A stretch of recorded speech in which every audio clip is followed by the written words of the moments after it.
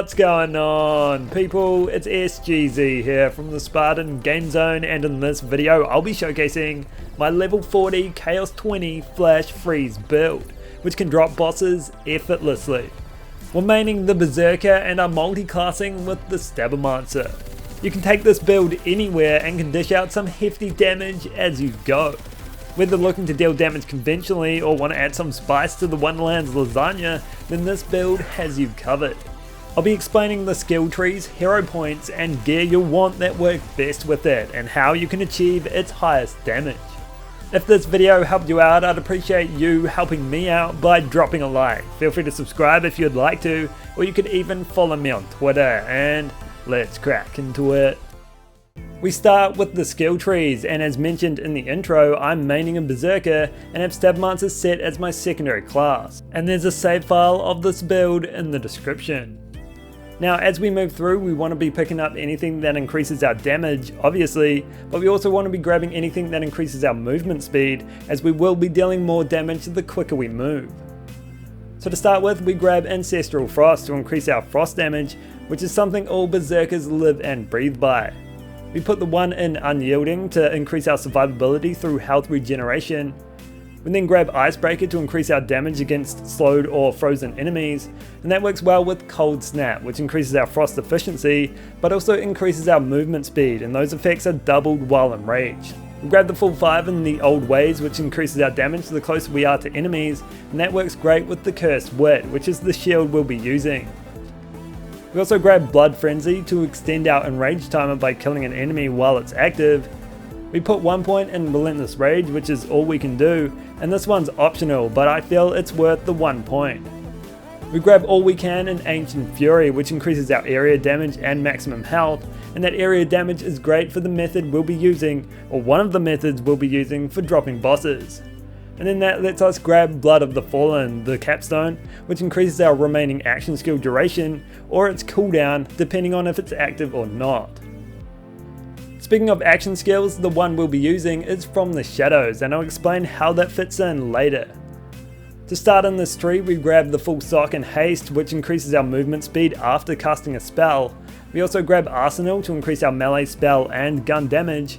And the main one here in terms of movement speed is Swift Death, which is basically where we're going to be getting that increased damage from, as this increases our damage depending on how fast we're moving.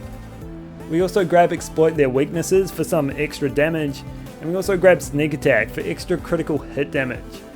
That lets us grab Elusive, which ties in really well with our movement based skills. So onto the gear now, and this build essentially has two approaches, depending on if you're bossing or mobbing.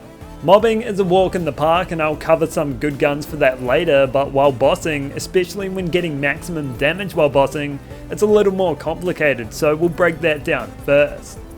Bossing with this build at its purest form comes down to lathering on as many stickies as you can while in From the Shadows, and swapping to a weapon that boosts crit damage to have every single one of the stickies you stuck increase in power by the swapped weapon's critical damage boost.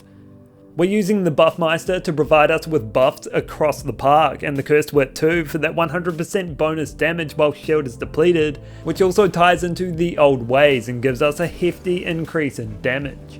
You can pile on stickies with a few weapons, but I like to use the Encapsulator because it's quick and easy with a high damage ceiling. It's a Torg assault rifle that you can get from any suitable loot source, but you can try a Torg crossbow pistol, Torg launchers, or Torg shotguns, and Frost will serve you best.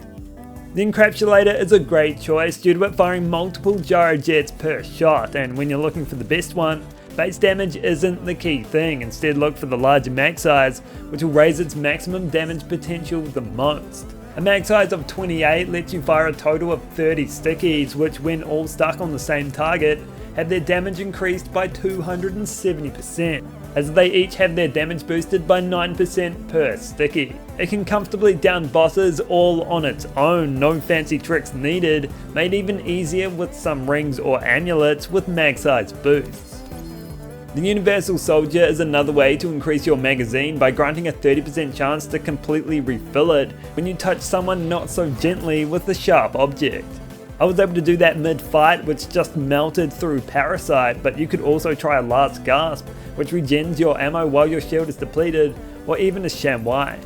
As those stickies are exploding in your enemy's face, the gun we want to swap to is the Masterwork Handbow. With the higher the critical damage bonus, the better. Mine sits at 76%, and that's the highest I've seen. Swapping to that and moving fast while near your target will see your damage at its maximum and is an insane amount that'll waste away big health bars. If you want a little extra or even a lot extra, you can shoot them while those stickies are popping off to deal even more damage, as From the Shadows will refresh the handbow's single bullet every time you fire. I did find though that when using smart armor, if your crit chance wasn't above 150%, you won't always regen that round and miss out on some crit damage too. The crit damage bonus is enough to be warranted, but generally I just use purple armor with good rolls instead. My ideal class mod would be the Amalgam, but getting nice passives on that is a nightmare. For main rolls though, BrrZerker power in top slot is key, followed by Stabbo power. For amulet main rolls, we should be looking for BrrZerker power and frost damage, but you can throw elemental damage and gun damage in there too. And as for rings, the legendary mood ring ties in well with the cursed wit, but you can also try a championship ring for bossing. If you don't want to pile on stickies each boss fight, then the liquid cooling is your best bet. It only comes in frost, which is great, and is just incredibly strong. You can pick one up from the ancient obelisk boss in Crackmaster Cove, but I've got all of this gear from the Chaos Chamber anyway. It's great for mobbing too, and is especially good when paired with From the Shadows due to its unique effect of critical hits reversing the overheating effect, allowing you to fire forever. I also run the Masterwork Handbow while mobbing, which is pretty much just as deadly due to it ricocheting 6 rounds into nearby opponents.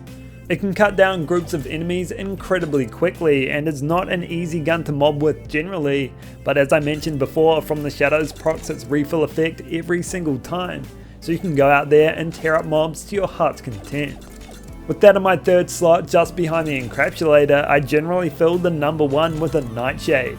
Basically any Hyperius or Dahlia made magic barrel SMG.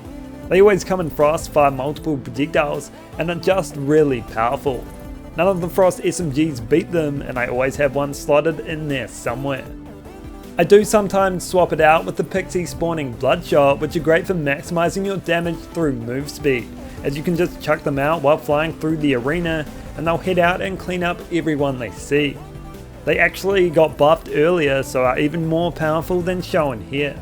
The melee weapon I went for was the Goblin Pickaxe, which is great for recharging your action skill and spell, and boosting your movement speed, proccing every time you pick up gold, and having gold fall from whoever you try to mine. The Chance's Peg Leg is also good for increasing movement speed for more damage, but I found it was difficult to set up for. For hero rank, I went with maximum crit damage, boosted my crit chance and hope it will one day mitigate the negatives of smart armor, and added some spell cooldown for the Buffmeister and cooldown for From the Shadows. And just so you know, I haven't specced into any myth ranks, so this build will perform even better if you have some. So that's all for this video. I hope you enjoyed it and can use my Flash Freeze build to dominate wherever you go. If you did, consider dropping a like or subscribing, and I'll catch you in the next one.